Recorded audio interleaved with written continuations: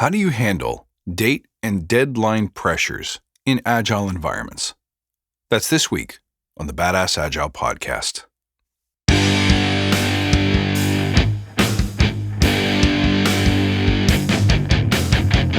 Greetings, team. Welcome to the Badass Agile podcast. I'm your host, Chris Williams.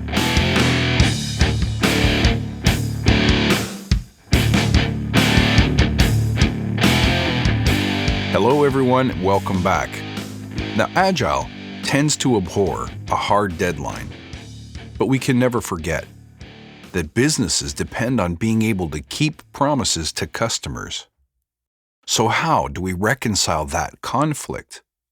Well, this week's question comes from a guy who asks, how do you make hard deadlines and Agile work together? Especially if you're being asked for timelines in early stages of a project and being asked questions like, are you going to make it? And if you're not going to make it, how many more people do you need? Well, that's a great question. Now, first, before I answer it, let's remember why we're here. To create an elite tribe of leaders who truly serve their clients and communities by doing what matters and what works, relentlessly chasing value and excellence like a badass. There's so many resources about what you need to do to be agile, but we're focused on who you need to become in order to lead teams. So let's hammer down those fundamentals to create a unique and powerful force in this industry. And remember, if this helps you, tell your friends. Now, don't forget to go to badassagile.com to ask me your leadership and coaching questions. Tell me about your situations so that I can answer them in an upcoming episode. You can also sign up to get Agile Mindset tips delivered straight to your inbox twice a week. That's badassagile.com. All right, let's dig into the question. What do you do when you have to make hard deadlines meet up against your Agile environment? Well, here's the first thing I'd like to tell people. If you have deadlines that cannot be missed and you're unable to negotiate for scope inside those deadlines, then Agile may not be the best fit for you. That doesn't mean it's not doable. That doesn't mean you can never do it. But it does mean if you're a new organization adopting Agile, those with inflexible dates and inflexible scope tend to be the hardest to do properly. So this would be a bad learning project for a new Agile organization. Now here's why. Agile, and particularly if you're using Scrum to deliver something like software or any product that's got milestones or date-based deliverables, the relationship between the Agile team and the business has to be one of trust, number one, and negotiation, number two. It's not about writing an order and filling an order. That's not how business and team are supposed to interact. If that's what you're looking for, you really don't want Agile. You might want waterfall or something else entirely, and there's nothing wrong with that. Agile is not instrumentally better at everything, but it is better in environments where you want to work around those pressure and dynamic situations to deliver the highest amount of value to your customer in the shortest amount of time. But here's what I mean between the relationship has got to be one of trust and negotiation. Trust implies that as the business, I don't tell you how to do what you do, and as the team, you don't try to tell me what I value.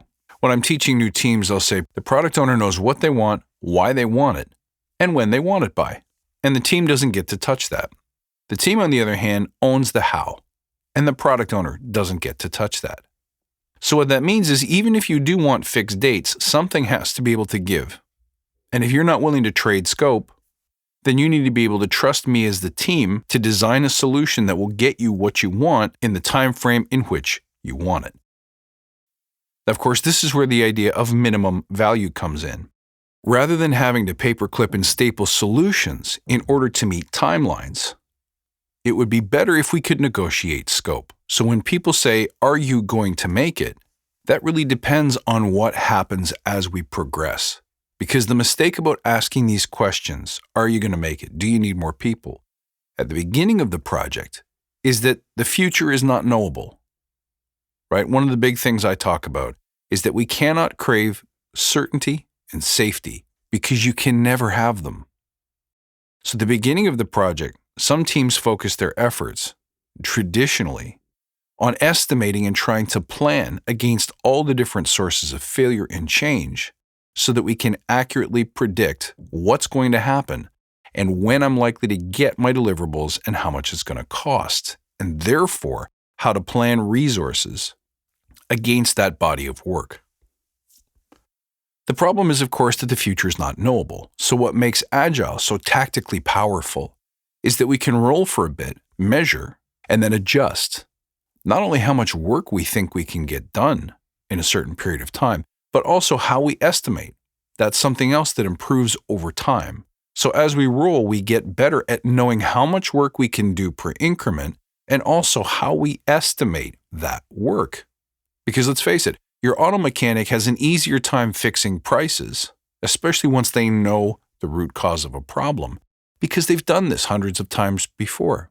They can literally measure and create metrics for the amount of labor required to do a particular job.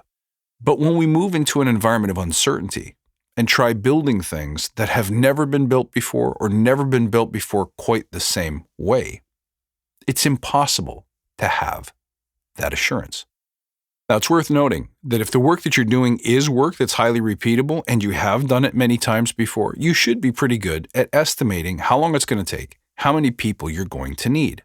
But by your question, I'm sensing that you're often dealing with scope that's highly uncertain. So it's impossible to make those kinds of predictions and have any kind of accuracy. That's just the way the world works. So in those uncertain iterations, especially near the beginning, the ability to flex on scope, to say, all right, we wanted this. But in reality, we don't have enough time. So we have some choices. Usually adding people is not going to make the problem go away. It's not going to make you more successful. However, what you should be looking at first is the ability to trade out certain parts of the scope and focusing on what's more valuable and deferring the less valuable components till later. When I've seen great Agile teams work well, it's because they've built the trust and the negotiation flexibility to have these conversations daily. To me, this is what backlog grooming really means, is the care and feeding of your scope. That simple mechanism, to my mind, allows me to meet both of those criteria. Number one, yes, I want to be agile, and number two, I respect the fact that I work for a profit-based business who needs to make and deliver on promises to customers. So yes, we can make date promises, but what we can't make when we do that is a certain promise about 100% of everything you will get on that date. I use high-level release planning or epic planning to try to sort out what features and eventually what stories will ship on certain dates, but even then, that is still highly open to ongoing negotiation and change. Now, as for adding more people, that's a whole other topic on its own, but what tends to happen organically is at a certain point when you realize that the ambition of the scope is just way too big for one group of 8 to 10 people, let's say. Teams will, at the right time, spin up additional teams to handle that scope, usually in parallel, because what tends to not work as well is just stuffing more people into the team room to the point where you have a scrum team of 44 people just isn't going to get you there as fast as you'd like it to. But here's the problem with the approach of just stuffing more people on a project anyway. It doesn't solve the fundamental problem of, for Agile to work properly, we need to build that culture of trust and negotiation into the relationship between business and the team. Because listen, if you and your auto mechanic don't trust each other, then it doesn't matter how much he or she charges you, you're going to think that they're lying to you. And if you're always hounding them to deliver certain things at a certain price by a certain date, to the point of being unreasonable, he's not going to answer the phone when you call. And that brings up the next master skill, as I call it, in Agile leadership, that you won't find in any course or any book, and that's framing agility. The reason why bad mindsets, like I want what I want by a certain date and I expect you to make promises early and keep them always, the problem with that is that it represents a difference in beliefs, mindsets, attitudes, and values. which for the sake of simplicity, let's call that your frame. Now, as Agilists, we believe that what we're doing is important because it can change cultures. It can change the way we deliver value. But people who believe that Agile is something that you just plug in and turn on, and everything will get better and faster and cheaper overnight, have a different set of values and beliefs and attitudes. What an Agile leader needs to get good at is owning and converting those frames. Now, this is stuff that you all have to do before the conversation about deadlines even starts. So you as an Agile leader need to do the following things. Number one, adopt this first frame for yourself. That I, as a Scrum Master, coach, Agile leader, whatever it may be, want you, the customer, to be successful. I have a vision for what Agile is and how it can help you and how it will look and how it will change the future for insert company name here. So starting today, you need to come into the team room and every interaction with that mindset, that frame. You're here to make your customer successful, and you have a picture in your mind of how that's going to look. And that picture will govern what you do, what you say, how you interact, and the decisions that you make on a daily basis. So adopt that frame first. The next frame that you have to adopt is the belief that Agile is not for everybody. Now, the countering frame will be that Agile is for everybody, and if I just pay enough money and plug it in, things should get better. I want better. I want more profit. Therefore, I want Agile. Your frame is going to be that Agile actually is not for everybody and everything. And even then, doing it well, doing it properly is an elite skill. And you have that skill. Now, this is not something that you walk around saying to people, but it is your core belief. Do you see the difference? Now, those are the two frames that you own personally. And if other people have opposing frames, you don't need to care for now. But the next one, you do need to work on influencing change. The third frame is that we cannot crave certainty. And even if you went back to waterfall or the old way of doing things, you wouldn't be getting that certainty anyway. Now, this is counter to your customer's frame, which commonly will be, I want certainty. I want to know what I'm getting, when I'm getting it, and how much it will cost. And I believe that there are things I can do to make the future more certain. If your customer has that frame, and you have the opposing frame, that craving certainty is not healthy. You're going to butt heads, you're going to bash heads until you find a way to bring the customer more into your way of thinking. Here's some things you can do to help do that. When I'm speaking, especially at the beginning, to a new team, especially the leadership, I'll say, show of hands. Who can tell me about their favorite project where everything that they predicted and all of the promises that they made came true on time, on budget, with quality? Well, of course, nobody raises their hand, so I'll even dial it back a bit. I'll say, all right, forget quality. It's the last project you worked on where everything came in on time and on budget, and still no hands go up. So at that point, I can say, so we'll agree that the way we've always done things doesn't deliver us more certainty. What ends up happening then? You get to the deadline, and what happens? You have a nasty surprise. You end up pushing everyone to try to get all of the promises into the release by the release date. Things break, they fail, you burn people out. Does that make us happy? Now, if you do that conversation well, you open up the door to bringing them into your frame in which you say, let's all agree that certainty is not doable. And people will nod their heads sheepishly. And then you go one step further and you say, let me ask you a question. How much time do we waste chasing that certainty even though we know we can't have it? How much time do we spend overestimating? How much time do we spend creating detailed plans that end up going out the window and being replanned? And that usually causes people to stop and think. Now that's where I'll stop and say, and folks, that's where the real waste comes from. This is how Agile can actually make you better. When we stop doing the things that don't work for us because they're chasing the certainty that we can never have. Now you throw that sentence down in front of people, And now you're moving people into your frame that craving certainty is bad, craving certainty costs money, and is more expensive than having flexible scope. Now here's the fourth frame I want you to work on. I want you to believe in your heart and mind that what customers actually value is not meeting deadlines. What they value is consistency and commitment in getting their needs met. Customers will forgive a broken deadline if you do the following two things. Number one, deliver the most value you can to the highest number of people you can as often as you can.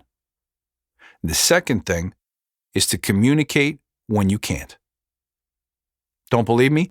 Ask a collection agent. They know that when they get a promise from a customer, it's easily broken.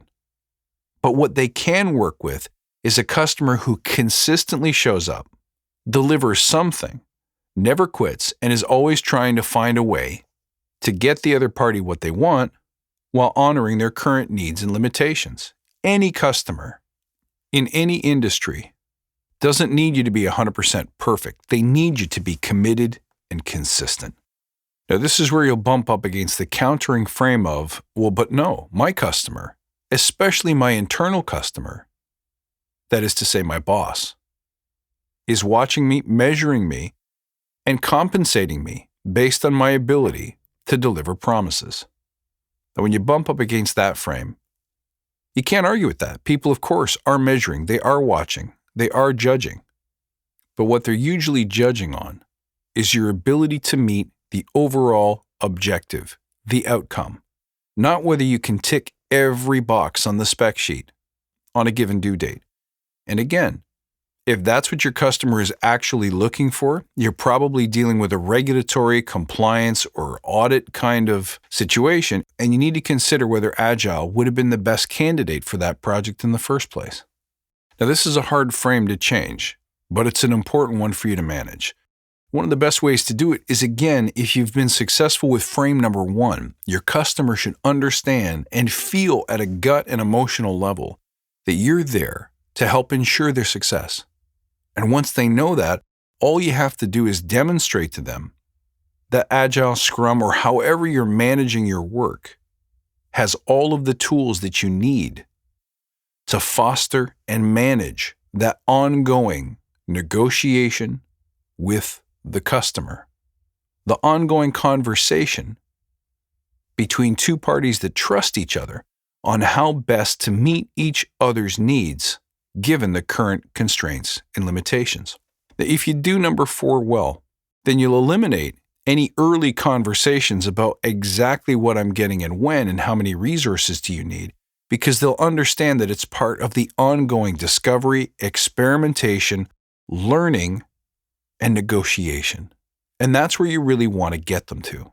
So the short answer is, when customers ask you this question, you really don't want to answer it. You want to get them thinking differently. I'll do more about managing frames with your customer in upcoming episodes. But for now, I hope that helps you. Folks, thanks for listening. You can reach out at badassagile.com or find me on Twitter at badass_agile. And I'll see you next time. Till then, stay badass.